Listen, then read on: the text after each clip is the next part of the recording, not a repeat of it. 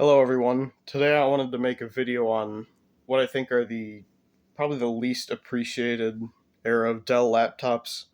Those are the Latitudes and Precisions from 2006 and 2007, which are really neat laptops, but a lot of people just tend to not care about them, think they're too old, think they're not well built.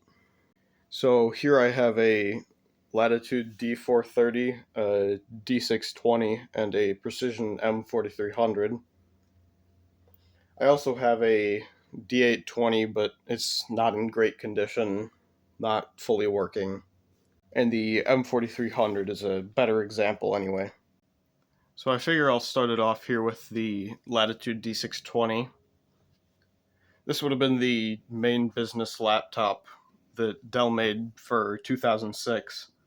This model has a Core 2 Duo T7200, 2 gigabytes of RAM, and an 800p display, and it's the GMA model.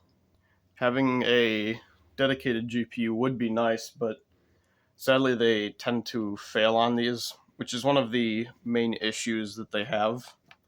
However, the dedicated GPU on my Precision M4300 hasn't failed yet, and hasn't failed in the last 16 years or so. So for most cases it will be fine. However, my friend did also used to own a Latitude D620 with the dedicated GPU, and it died for him within 2 or 3 weeks of him getting it. These use all magnesium cases. The only parts that aren't magnesium are things like the palm rest and the display bezel, but the rest of the lid is magnesium, and the rest of the case is magnesium. Which means they're, very durable machines. If you compare this to like a ThinkPad T60, it's actually a lot better, because the T60 only has a fairly thin, not very rigid magnesium roll cage, magnesium frame, whatever you want to call it. Well, this is the entire body. Now, this isn't the best way to make a durable design. The best way is to actually have a really good, frame or roll cage, like some of the later ThinkPads would. But this is a really nice way of having a durable design that's simple and easy to work on. You get a good amount of ports with these. You got a PC card slot, headphone, microphone. Here on the back, you have your DC in, VGA, serial, 2 USB ports, modem, Ethernet. And on the side here, you get 2 more USB ports, and you get an optical drive here, or anything that you might want to go into this bay. You could get batteries or even floppy drives for them, and probably other things as well. I think the main issues that these have are the input devices. The keyboard on this one, this D620 in particular, isn't very good. I want to say it's a NMB keyboard, but it's generally fairly bad for an NMB keyboard. The track point, or whatever Dell calls it, works fine, but there's no middle button like a ThinkPad would have, which means that scrolling with it is impossible. And then the touchpads here on these are generally very bad. These have some of the worst touchpads of any laptops that I know. And basically all of them have it. Some are slightly better than others, though they're not good. I believe they use Alps touchpads, which is why they're not that good. But I just think these are really nice machines, very rigid, very durable, pretty rigid displays. Yeah. Next up here is my Dell Latitude D430. This would have been the main ultra portable for 2007. It's got a fairly light, thin chassis. Overall, it's 1 inch thick, but the bottom is maybe 0.6, 0.7 inches thick. So very thin, even for the time. And even today, I would say this is a fairly thin laptop and fairly light. I guess it doesn't compare to modern ultrabooks, but it's not bad. These, like the larger Latitudes and Precisions, use a all magnesium chassis, with the exception of things like the palm rest and bezel, which still mean they're fairly durable machines. However, the overall size of the chassis is not, doesn't it's not quite as thick and all that. These have what Intel called ultra low voltage processors, and this one has the U7600, which is the top end for these, and the U7600 and U7500, which are Core 2 Duos. Those consumed 10 watts of power, and the Core 2 Solo option consumed 5.5 watts of power. So these were very, good machines for battery life, even though the battery wasn't, particularly large. I want to say it's 30 watt hours or something similar. For the ports on these, you got your SD card, PC card slot, headphone, microphone. You got your DC in, IEEE 1394, the USB port with the second weird one, VGA, 2 more USB, modem, Ethernet. Then you don't got anything on the right side here. The keyboard in this is all right. It's nothing special, but it's usable. It's definitely better than the D620's keyboard. The touchpad is worse, and the track point is about the same.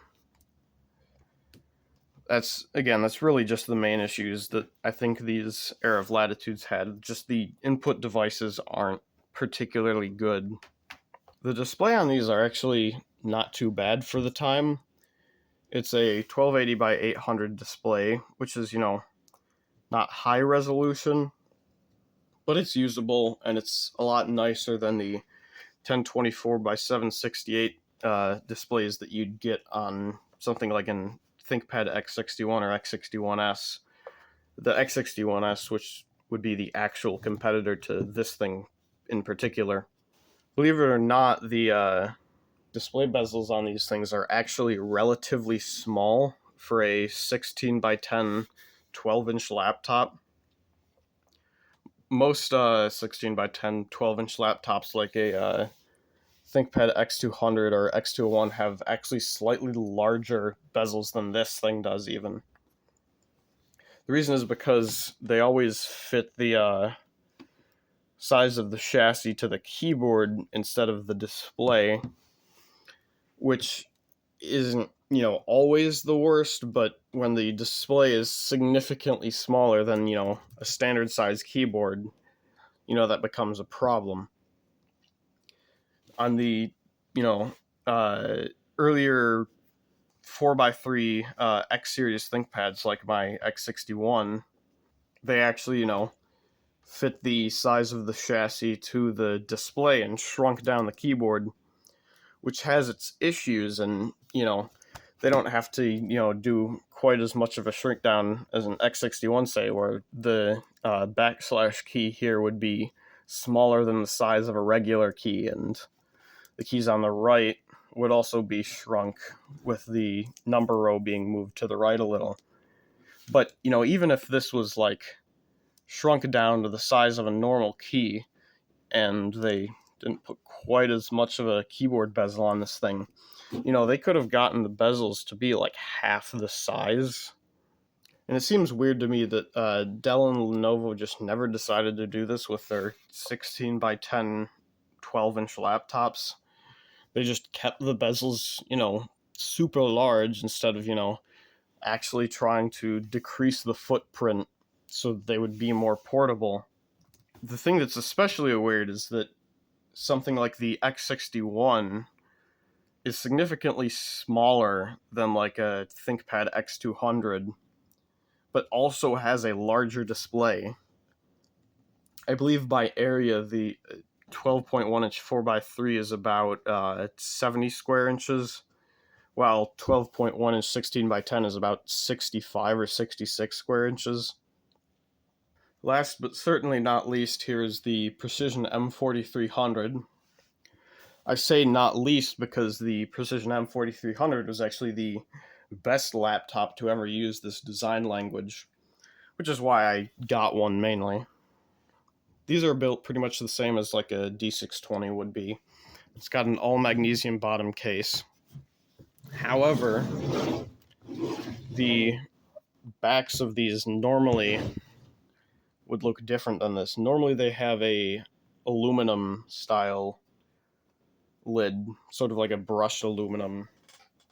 However, this one has the lid swapped from my D820 because I just think the lids on these look a lot worse than the Latitude versions. And it's just, a super simple swap. You just take one lid out, put the other in. You could do it in like 5 minutes. This thing can actually get pretty good battery life because these have a fairly good sized battery. And then I also have a drive bay battery in these. So for ports on these, you got your PC card slot, express card, headphone, microphone, FireWire. You got your DCN, VGA, serial, modem, the weird USB ports, S-Video, Ethernet. And then you get 2 more USB ports on the right side here. The keyboard in this one is actually pretty good. It's a Alps keyboard. There's actually also an NMB keyboard that these could use, and my D820 had, which actually used NMB platform switches, like my ThinkPad X61 uses, and they're actually compatible keycaps even. But sadly, those just don't feel quite as good as these Alps switches, which is fairly uncommon. Normally, NMB makes better keyboards than the Alps, especially in this sort of late 2000s, early 2010s era. The touchpad on this is okay. It's better than the touchpads on my other ones, and the track point is basically the same. The display is sadly not very good. This one has the 800p display, which I was unlucky to get. But I've also looked at my friend's Latitudes, and he has one with a 1050p display and one with a 1200p display. And they're also just not very good. I think the 1050p display is the best, but there are all Samsung panels and just not great panels in general. These actually have speaker grills on the sides here, which I always thought was a neat touch to these. However, I wish they went from the top of the keyboard to the bottom, because they look slightly weird the way they're done, but it's still not bad. These things can perform pretty well. This is a Core 2 Duo T9300, which is the second best processor you can put in these without modifying the front side bus to run at 1066 megahertz. And it's got some NVIDIA DGPU. I don't even remember, to be honest. It's got 4 gigs of RAM, which was the rated max. In theory, you can do 8 gigabytes, but you have to spend like $60 to get 2 4 gigabyte sticks of RAM that are DDR2. So that's something I'm never going to do. Overall, these are really nice machines. These are probably the best built of these, era of Latitudes, just because of how large and thick they are. There's one thing I really dislike about the build quality on these. It's the hinges. These have particularly bad hinges, even for the time. Like the hinges in my T60 or my X61, they're not good, but they're not this bad. And all of the Latitudes of that era had this issue, and it's just because friction barrel hinges are just awful in general. But I don't know, they did something with these in particular. Alright, I just wanted to thank you for watching me info dump about some old ass computers. I hope you enjoyed the video.